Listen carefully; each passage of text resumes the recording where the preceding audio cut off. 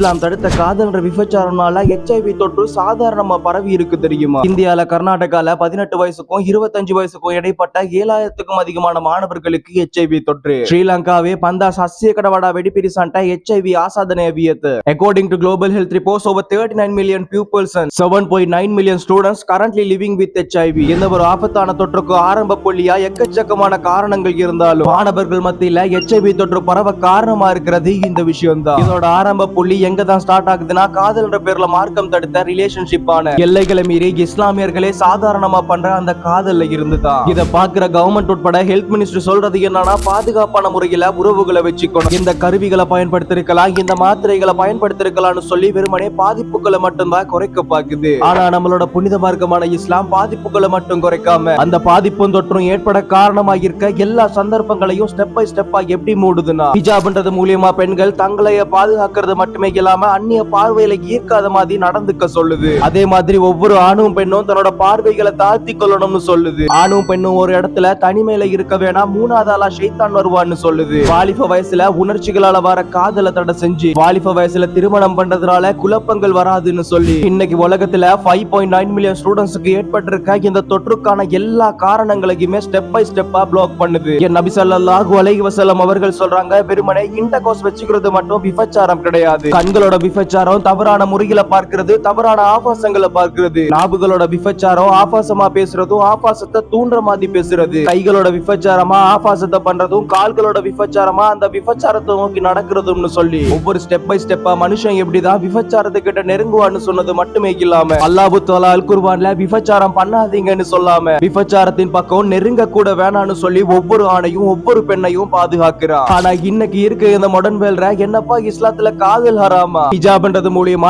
இஸ்லாமிய பெண்களை அடிமைப்படுத்துது அப்படின்னு சொல்லி பிற்போக்குத்தனமா பேசி உன்னோட வாழ்க்கை, உன்னோட உடம்பு, உன்னோட சுதந்திரம்னு சொல்லி இந்த உலகத்துக்கு கொடுத்தது என்ன தெரியுமா? HIV, STDs என்ற கொடிய வகையான நோய்களையும் தந்தை இல்லாத குழந்தைகளையும் சின்ன வயதிலேயே கர்ப்பம் தருகிறது. அந்த சின்ன வயது கர்ப்பம்னால கருக்கலைக்கப்படுறதுன்னு சொல்லி மன அழுத்தத்தினால தற்கொலை வரைக்கும் போகுது. 1400 வருஷத்துக்கு முன்னால இஸ்லாத்துல குர்ஆன் ஹதீஸ் மூலியமா ஹராம்னு சொல்லி தடுத்தது. என்னால இருந்து இன்னும் எத்தனை வருஷங்கள் போனாலும் இந்த உலக மக்களுக்கு பாதுகாப்பா இருக்கும் அப்படிங்கறத புரிஞ்சுக்க முடியும். எதனாலனா இஸ்லாம் அப்படிங்கறது வெறுமனே இஸ்லாமியர்களுக்கான மார்க்கம் மட்டுமே இல்லாம அது உலகத்துல இருக்க எல்லா மக்களுக்குமான ஒரு வாழ்வியலுமே கூட.